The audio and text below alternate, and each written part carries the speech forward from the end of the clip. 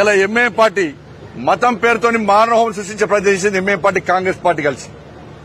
BRS party MIM party మెప్పు కోసం ప్రయత్నం చేసింది.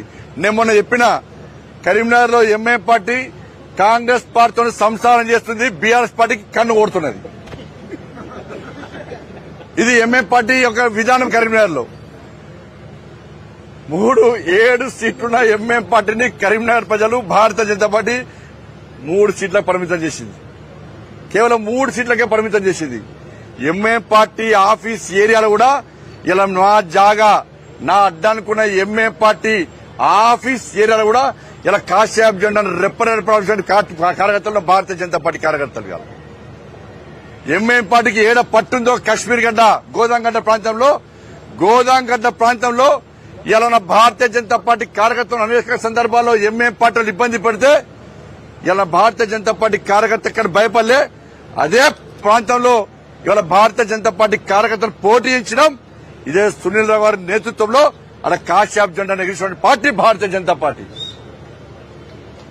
కాబట్టి భయపడే పార్టీ కాదు. ఒక్కసారి అడ్డంకులు వస్తాయి, ఎవరిదో వస్తాయి, ఇబ్బంది పెట్టే ప్రయత్నం చేస్తారు. లాటరీతో కొట్టిర్రు, అరెస్టు చేసిర్రు, షాపుల మీద దాడులు చేసిర్రు, వ్యాపారాలు బంద్ చేయించారు. కానీ ఏ భారతీయ జనతా పార్టీ కార్యకర్త కాశ్యాప్ జెండా నిలబెట్టి పోలే.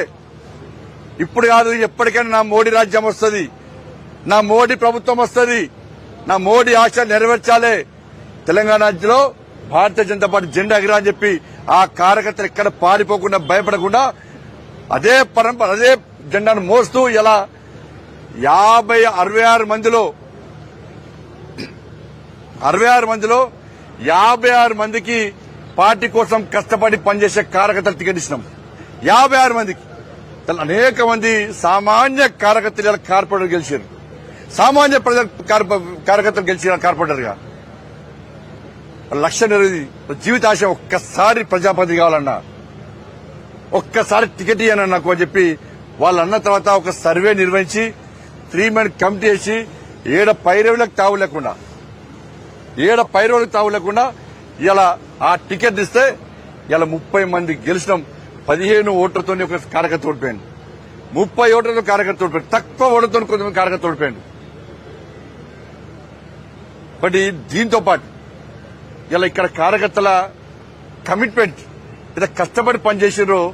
దాదాపు వారం రోజుల పాటు అన్నా ఓటేయండి, అమ్మ ఓటేయండి, అంకుల్ ఓటేయండి, ఆంటీ ఓటేయండి, తమ్ముడు ఓటేయండి, కేంద్రంలో మోడీ ప్రభుత్వం ఉంది, మేము నిధులు తీసుకొస్తాం, మేము అభివృద్ది చేస్తాం, మాకు అవకాశం ఇవ్వండి అని చెప్పి ఇలా అనేక మంది కార్యకర్తలు నాయకులందరూ కూడా వాళ్ళ సొంత ఇక్కడ వాళ్ళందరూ కూడా వాళ్ళ సొంత పనులు వదిలిపెట్టి కుటుంబాలను వదిలిపెట్టి ఇలా కరీంనగర్ లో ఇంటికి దండం పెట్టి రిక్వెస్ట్ చేసి ఇలా ఓట్లు వేయించుకున్నారు. ఇవాళ మేము మొదలు చెప్పినాం, బాజాబ్తా చెప్తున్నాం, బరాబర్ గెలిచినాం, బాజాబ్తా చెప్పినాం, బరాబర్ గెలిచినాం. ఇక్కడ ఇదంతా ప్రజల ఆశీర్వాదం, ప్రజల యొక్క నరేంద్ర మోడీ గారి మీద ప్రజలకున్న ఆప్యాయత, నరేంద్ర మోడీ గారి మీద ప్రజలకున్న అభిమానం, నరేంద్ర మోడీ గారి మీద ప్రజలకున్న విశ్వాసం. కాబట్టి అవన్నీ కూడా వాళ్ళ అన్ని కలిసి మనం గెలిచినాం. చాలా సంతోషం అనిపిస్తున్నది.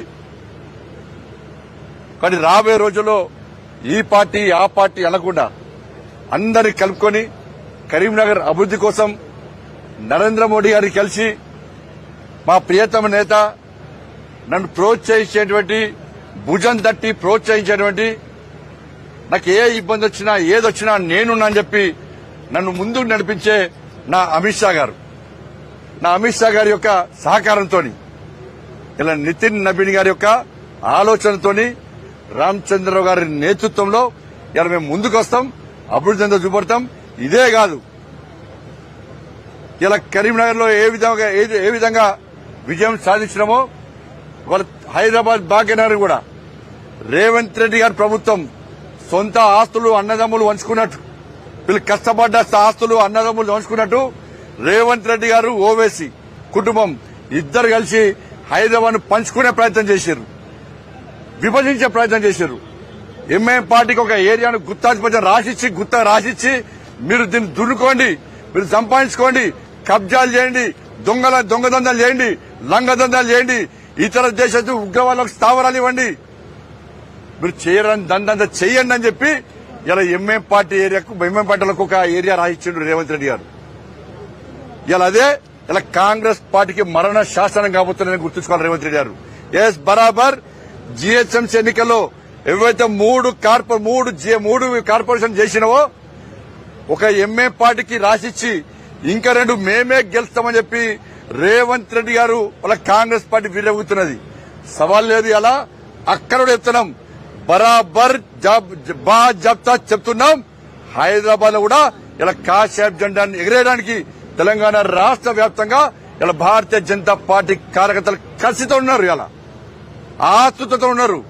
ఎప్పుడు హైదరాబాద్ లో నోటిఫికేషన్ వస్తుంది, ఈ 3 కార్పొరేషన్లలో కూడా కాషాయపు జెండా రెప్పరెప్పలాడే అద్భుత సన్నివేశాన్ని రేవంత్ రెడ్డికి చూపెట్టాలి, ఓవైసీ కుటుంబాన్ని చూపెట్టాలని చెప్పి ఇలా భారతీయ జనతా పార్టీ కార్యకర్తలందరూ కూడా రామచంద్రరావు గారి నేతృత్వంలో ముందుకొస్తున్న విషయాన్ని రేవంత్ రెడ్డి గుర్తుంచుకోవాలి. అలా గింత మూర్ఖత్వమా?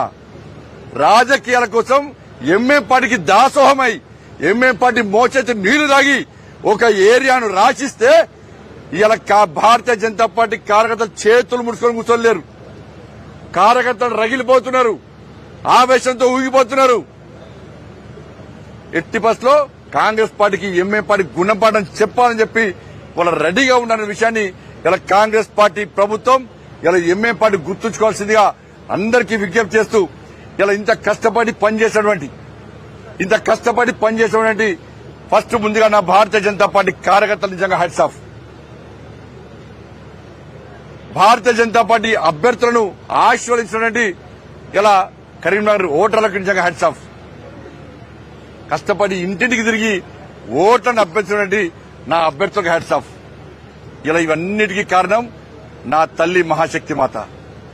ఈ విజయం ఆ తల్లికి అంకితం. నా దుర్గమ్మ, నా లక్ష్మమ్మ, నా సరస్వతమ్మ, ఆ 3 తల్లుల ఆశీర్వాదమే ఈరోజు ఈ విజయానికి మూల కారణం. నమ్ముకున్న తల్లిని నమ్ముకున్నా, నేను నా మహాశక్తి అమ్మవారిని నమ్ముకున్నా. తల్లి సేవ చేసే అవకాశం మంచి అభ్యర్థులు అందించు. ఇలా కరీంనగర్ మేయర్ బాధ్యతను ఇలా భారతీయ జనతా పార్టీకి అప్పించు తల్లి అని చెప్పి ఆ తల్లిని వేడుకున్నా. ఆ తల్లి ఆశీర్వాదం ఇలా ఈ గెలుపుకు ప్రధాన కారణం.